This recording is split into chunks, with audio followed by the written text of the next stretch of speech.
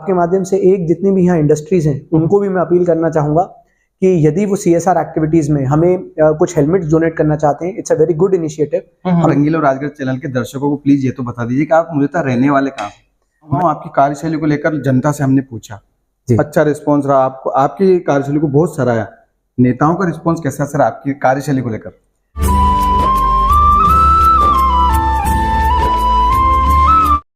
दोस्तों, स्क्रीन पर जो वीडियो चल रहा है उसे ध्यान से देखिए।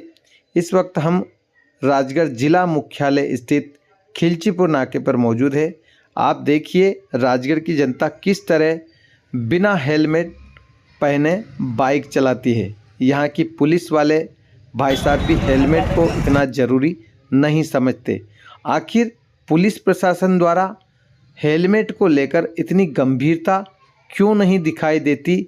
क्यों लोगों को बिना हेलमेट के बाइक चलाने दिया जाता है? इसी बात को जानने के लिए आखिर पुलिस द्वारा ठोस कार्रवाई क्यों नहीं होती, तमाम तरह की बातें जानने के लिए हम आज जिला पुलिस कप्तान श्री आदित्य मिश्रा सर से चर्चा करेंगे। तो चलिए फटाफट चलते हैं राजगढ़ SP कार्यालय। जी नमस्कार राजगढ़ वासियों, इस वक्त हम SP कार्यालय में मौजूद है और जिले के पुलिस कप्तान हमारे पास मौजूद है। सर, हम ये जानना चाहते हैं कि राजगढ़ में हेलमेट बहुत कम पहनते हैं लोग। हेलमेट को लेकर कोई प्रशासन द्वारा, पुलिस द्वारा कोई अभियान चलाया जा रहा है? हाँ, देखिए ये बात सही है। मैंने इवन एक दिन जो हमारी RT कॉल होती है, रोज की कॉल जिसमें सभी पुलिस अधिकारी भी जुड़ते हैं, उसमें एक दिन कई पुलिस वालों को भी टोका था कि मैंने बोला था कि यदि ये नियम आप ही सबसे पहले फॉलो नहीं करोगे तो हम जनता को क्या बताएंगे कि आपको क्यों फॉलो करना चाहिए। और ये बात हमने भी कई बार देखी है कि कई बार हमारे पुलिस वालों को भी जब एक्सीडेंट होते हैं तो बड़ा दुख की बात रहती है कि यदि वो हेलमेट पहने रहते तो एक मन में हमेशा स्कोप रहता है कि कोई भी हेड इंजरी जो रहती है वो हमेशा फेटल रहती है। क्योंकि मैंने थोड़ा सा इमरजेंसी रेस्क्यू वाला कोर्स भी किया हुआ है, तो मुझे लगता है कि उसमें भी हमें पहला जो गोल्डन रूल सिखाया जाता है कि यदि आपके जो बॉडी है उसके कुछ गोल्डन पार्ट्स हैं, मतलब जिसमें सर आता है, दिल आता है, यदि इन पार्ट्स पे चोट ना लगे तो किसी भी तरह की जो फिजिकल इंजरी है, चाहे हड्डी टूट जाए, फ्रैक्चर हो जाए, उससे रिकवर किया जा सकता है। तो मुझे लगता है कि ये बात सही है कि हमें एक जागरूकता अभियान के साथ साथ इन्फोर्समेंट की भी एक अभियान की बहुत ज़रूरत है। और मैं आपके माध्यम से, आपके इतने सारे दर्शक है, सभी से अनुरोध करूंगा कि प्लीज़ आप अपने लिए नहीं, अपने बच्चों के लिए, आपके परिवार में जो भी लोग हैं जो आपका रास्ता देखते हैं, हम रोज़ देख रहे हैं कि नेशनल हाईवेज पे लोग जो ड्राइविंग कर रहे हैं कभी देखते नहीं हैं, किसी भी कट पॉइंट से अंदर घुसने लगते हैं, हेलमेट नहीं पहनते हैं। और कई बार जब एक्सीडेंट होता है तो उनको देख के जो पुलिस अधिकारी रहते हैं, कभी हम उनसे पूछते हैं तो ऐसा लगता है कि सर बचाया जा सकता था। वो जो अफसोस का भाव है, वो अफसोस तो रह जाता है पर वो उस परिवार के लिए जीवन भर का दुख रह जाता है। हम लोग शायद जब हमारे घर पे बीतती है, मुझे याद है कि मेरे परिवार में मेरे मौसा जी थे, जब हम बहुत छोटे थे और वो काइनेटिक से गए थे, उस समय काइनेटिक चलती थी और उनका एक्सीडेंट हुआ था और हेड इंजरी के कारण उनका देहांत हुआ था। हम लोग जितने समय, आज भी हम देखते हैं कि एक वो छोटे से इंसिडेंट ने हमारे पूरे परिवार को, हमारी मौसी के परिवार को बदल के रख दिया था। तो मुझे लगता है कि उनकी ही याद में, मुझे लगता है कि कई बार मैं सब जो लोग मिलते हैं उनको कभी डांट भी देता हूँ और मुझे लोग बोलते भी हैं कि साहब आप बहुत ज़्यादा डांट देते हो, बट मेरी कोशिश ये रहती है कि उससे मेरा कोई फायदा नहीं है, या आप आज जो इस चीज़ को प्रसारित कर रहे हैं, लोगों को बता रहे हैं, इससे आपका भी कोई शायद फायदा नहीं हो, हमारा निजी, पर आपके परिवार के लिए है। क्योंकि वो परिवार को शायद हो सकता है हम जानते भी ना हो, ना उनके बच्चों से कभी मिल पाए, पर यदि आप हेलमेट पहनेंगे, जो सभी लोग हैं, आजकल बच्चे जो हैं ब्यावरा में, कई बार मैंने देखा एक बच्चों में बड़ा गलत ट्रेंड चला है, व्हीली करेंगे बिना हेलमेट पहने, वहां कोचिंग जब जाते हैं। उनसे भी मेरा अनुरोध है और माता पिता से भी अनुरोध है कि जो आप ये महंगी गाड़ियां दिला रहे हैं वो अच्छी बात है, उनके शौक आप पूरे कराने के लिए करा रहे हैं, उनको पढ़ाई के लिए प्रोत्साहित करें, इन चीजों से दूर रखें। और प्लीज उनको, आप लोग अगर आग्रह करेंगे कि भाई आप हेलमेट पहन के जाओ, हर चीज के लिए फाइन लगा के हम आग्रह करें, उससे बेहतर रहता है कि कभी परिवारजन बोले। हमारे ही परिवार में यदि कोई हमें बोलता है तो ऐसा लगता है कि हमें जानने पहचानने वाला बोला है। तो ये हम जरूर एक बार प्रयास करेंगे।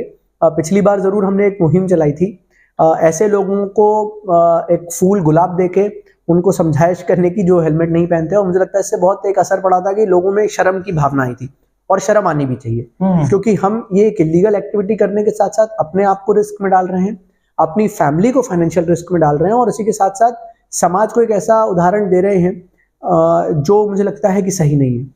एक आपके माध्यम से एक चीज और मैं जरूर बोलूंगा, यहाँ पर एक बड़ी अजीब सी मैंने देखी है कि लोग गाड़ी में नंबर प्लेट की जगह उसमें अपना सरनेम या वो लिखवा के छोटे से में नंबर प्लेट रखते हैं।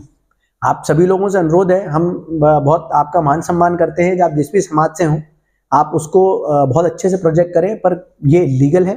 आजकल अब धीरे से मुझे लगता है कि ऑल इंडिया में वो हाई सिक्योरिटी नंबर प्लेट्स क्या बोलते हैं लॉजिकली सब जगह एस्टैब्लिश हो ही जा रही हैं। तो जैसे ही ANPR कैमराज लग रहे हैं उन कैमराज के बाद हम लोग बहुत स्ट्रिक्टली इसको इन्फोर्स करेंगे कि इस तरह की चीजें हम लोग अलाउ नहीं करेंगे। और हमें भी बुरा लगता है, कई बार ग्रामीण क्षेत्रों से लोग आते हैं, उनसे बहस करना, वो पुलिस वालों से भी, ट्रैफिक पुलिस वालों से जरा से हेलमेट के लिए हुज्जत करते हैं। इसलिए भी हम प्रयास करते हैं कि उनको समझाइश देके यदि सही रास्ते पे मोल्ड किया जा सके तो हम वो करेंगे। आपके माध्यम से एक जितनी भी यहाँ इंडस्ट्रीज हैं उनको भी मैं अपील करना चाहूंगा कि यदि वो CSR एक्टिविटीज में हमें कुछ हेलमेट्स डोनेट करना चाहते हैं, it's a very good initiative. हमने इंदौर में एक बहुत बड़ा अभियान चलाया था जिसमें करीबन 5000 हेलमेट्स हमें इंडस्ट्रीज ने CSR के तहत डोनेट किए थे और फिर हमने वो लोगों तक पहुंचाया था। तो एक इम्पैक्ट के साथ साथ एक अच्छा मैसेज भी जाता है कि इंडस्ट्रीज जब सोसाइटी को आगे बढ़ाने के लिए काम करती हैं तो मुझे लगता है जो एक उनकी कॉर्पोरेट सोशल रिस्पॉन्सिबिलिटी के तहत ये बहुत रहता है। तो आपके माध्यम से मैं अगर इंडस्ट्रीज को भी ये मैसेज देना चाहूँगा कि अगर आप हमसे इसमें जुड़ेंगे, ट्रैफिक डिपार्टमेंट से इससे जुड़ेंगे, तो हम लोग शायद यदि एक व्यक्ति की भी जान बचाने के लिए सफल हुए आपके इस मैसेज से कि आपके माध्यम से, तो मुझे लगता है कि हमने उस पूरे परिवार को बचा लिया। सर राजगढ़ वालों को, रंगीलो राजगढ़ चैनल के दर्शकों को प्लीज ये तो बता दीजिए कि आप मूलतः रहने वाले कहाँ? मैं मूलतः भोपाल का रहने वाला हूँ और मेरी परवरिश और पढ़ाई लिखाई जो है वो भोपाल में ही मेरी स्कूलिंग हुई थी। उसके बाद कॉलेज और ग्रेजुएशन फिर अन्य जगहों से हुआ और इससे पहले मैं करीबन 3.5 साल बालाघाट में नक्सल ऑपरेशंस देखता था और 1 साल करीबन इंदौर में पोस्टेड था और फिर अभी राजगढ़ में लोगों को सेवा देने का सौभाग्य प्राप्त हुआ। सर आखिरी हम गांव-गांव आपकी कार्यशैली को लेकर जनता से हमने पूछा, अच्छा रिस्पॉन्स रहा, आपको आपकी कार्यशैली को बहुत सराहा। नेताओं का रिस्पॉन्स कैसा सर आपकी कार्यशैली को लेकर? देखिए मैं मानता हूँ कि सभी जो जनप्रतिनिधि हैं या जनप्रतिनिधि होते हैं वो जनता के चुने हुए नुमाइंदे रहते हैं, वो जनता की आवाज़ हैं। तो मुझे लगता है कि उनके जो भी सजेशंस रहते हैं या हम लोग के प्रति उनका जो भी हमें सुझाव देते हैं कि आप ये कर सकते हैं, बेटर कर सकते हैं, ये जनता का सुझाव रहता है। एक डेमोक्रेटिक कार्यप्रणाली में हम सब काम करते हैं जिसमें जो जनप्रतिनिधि होता है वो सबसे सर्वोच्च होता है और उन्हीं के तहत हम लोग काम करते हैं। और मुझे खुशी है कि अधिकतर जो जनप्रतिनिधि हैं राजगढ़ के वो हम लोग का सहयोग करते हैं, हमें सराहते हैं, मार्गदर्शन करते हैं और कभी कभी यदि हम कुछ गलती भी कर रहे होते हैं तो उसके लिए सुझाव भी देते हैं। तो मुझे लगता है कि एक सामंजस्य की बात है, हम दोनों रथ के 2 पहिए हैं, शायद प्रशासन एक पहिया है और जनप्रतिनिधि जो हैं वो दूसरे पहिए और हम सब जो पूरी हमारी जनादेश है उसको साथ में आगे बढ़ाने के लिए लेके काम कर रहे हैं। Thank you sir. Thank you. नमस्कार।